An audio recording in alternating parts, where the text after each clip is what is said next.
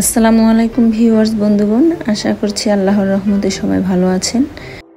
তো বন্ধুরা, প্রথম ভিউটা দেখে অনেকেই হয়তো বুঝে গেছেন আমি আজকে কাচ্চি রান্না শেয়ার করব। এর আগেও আমি একটা কাচ্চি রান্নার ভিডিও আপলোড করেছিলাম, তবে আজকের কাচ্চি রান্নাটা একটু ব্যতিক্রম ওয়েতে করেছি। তবে পূর্বের কাচ্চি রান্নার ভিডিওর লিঙ্কটাও আমি এখানে দিয়ে দেব। দুইটা ওয়েতেই আপনারা কাচ্চি রান্না করতে পারেন।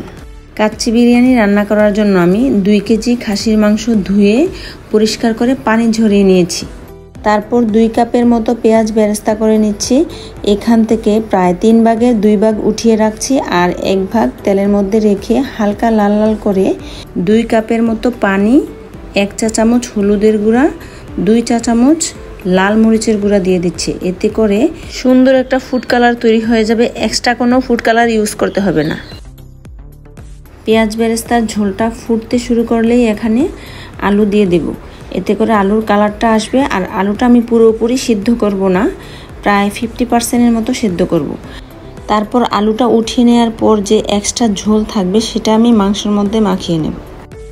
মাংসটা ম্যারিনেট করার জন্য প্রথমে দিয়ে দিচ্ছি 1 টেবিল চামচ পেঁয়াজ বাটা, 3 টেবিল চামচ আদা বাটা, 2 টেবিল চামচ রসুন বাটা।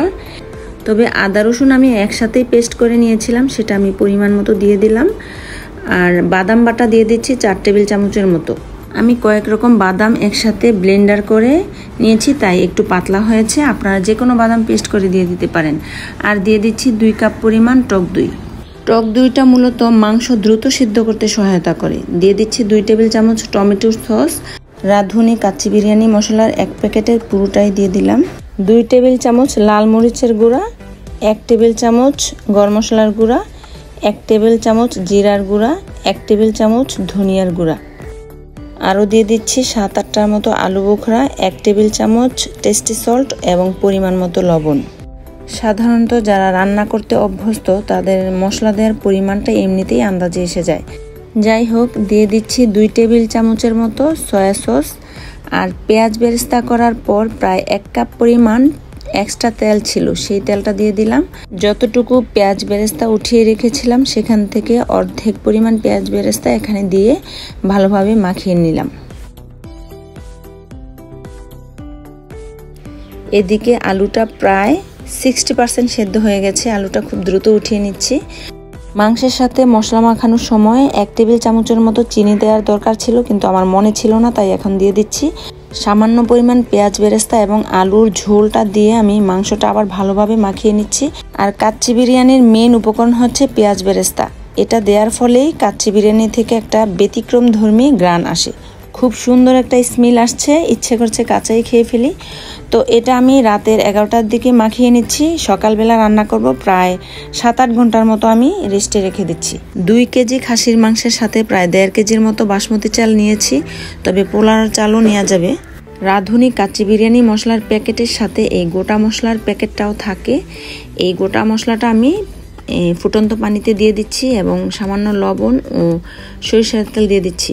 এখন এই পানিটার মধ্যে আমি আধা ঘন্টা আগে ভিজিয়ে রাখা সেই বাসমতি চালটা দিয়ে দিচ্ছি। সামান্য তেল দেওয়ার কারণে চালটা একটার সাথে আরেকটা লেগে যাবে না, ভাতটা ঝরঝরে হবে, তাই আমি সামান্য তেল দিয়ে দিয়েছিলাম। চাল দেওয়ার প্রায় 5 মিনিট পরে আমি ছেঁকে নেব। প্রায় 50%-এর মতো চালটা সেদ্ধ করব। অন্য চুলায় আমি ম্যারিনেট করা মাংসটা হালকা সিদ্ধ করে নিচ্ছি। এর আগের কাচ্চি বিরিয়ানি রেসিপিতে আমি আগে সিদ্ধ করিনি, তবে 7-8 ঘন্টা ম্যারিনেট করার পর মাংসটা এমনি সিদ্ধ হয়। তারপর আমি একটু ব্যতিক্রম আইটেম করার জন্য আজকে মাংসটা প্রথমে হালকা সিদ্ধ করে নিচ্ছি। চালটা প্রায় 50% সিদ্ধ হয়ে গেছে। এখন আমি ছেঁকে নিচ্ছি। আর ছেঁকে নেওয়ার পর যে এক্সট্রা পানিটা থাকবে সেটা ফেলে দেবো না, সেখানেই আমি সামান্য দুধ দিয়ে একটা লিকুইড তৈরি করে নিচ্ছি। এই লিকুইডটা আমি এক্সট্রা পানির পরিবর্তে কাচ্চি বিরিয়ানির উপরে ছিটিয়ে দেব। 2 টেবিল চামচের মতো ঘি দিয়ে দিলাম। আমি এখানে পানি দিয়ে দুধটা গুলিয়ে নিতে পারতাম, কিন্তু যেহেতু ভাতের মাঠটা খুবই উপকারী, তাই সেটা ফেলে না দিয়ে সেটা দিয়েই গুঁড়ো দুধটা গুলিয়ে নিলাম। মাংসটা প্রায় 50%-এর মতো সিদ্ধ হয়েছে। এখন 2 টেবিল চামচের মতো ঘি উপর দিয়ে ছিটিয়ে দিচ্ছি। কাচ্চি বিরিয়ানিতে অবশ্যই ঘিটা ইউজ করা প্রয়োজন, কারণ এই বিরিয়ানির মেইন ফ্লেভারটা হচ্ছে ঘি এবং পেঁয়াজ বেরেস্তার। এখন আমি মাংসের উপরে হাফ সিদ্ধ করা ভাতটা এভাবে কয়েকটা লেয়ারে বিছিয়ে নেব, আর প্রত্যেকটা লেয়ারের মধ্যে আলু, বাদাম, পেঁয়াজ বেরেস্তা এবং আলু বোখরা পরিমাণ মতো ছিটিয়ে দেব।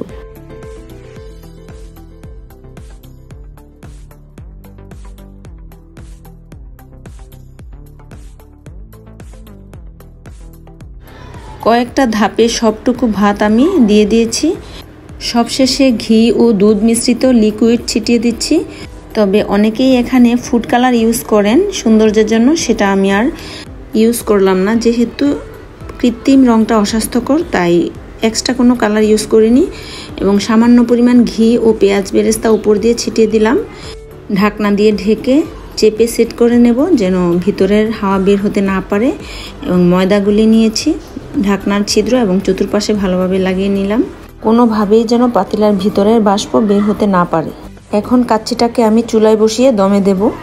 প্রথম 10 মিনিট চুলাটা হাই হিটে রাখবো, তারপর আধা ঘন্টার মতো লো হিটে রাখবো, তারপর আবার 5 মিনিট হাই হিটে দিয়ে প্রায় 40 মিনিটের মতো একেবারে লো হিট দিয়ে কাচ্চিটা রান্না শেষ করব। মোটমাট 1.5 ঘন্টার মধ্যে কাচ্চি রান্না শেষ হবে। কাচ্চি রান্নার প্রসেস শেষ। এখন আমি ময়দাটা উঠিয়ে নিচ্ছি। কিছুটা ঠান্ডা হওয়ার পর আমি এভাবে ময়দাটা উঠিয়ে নেব।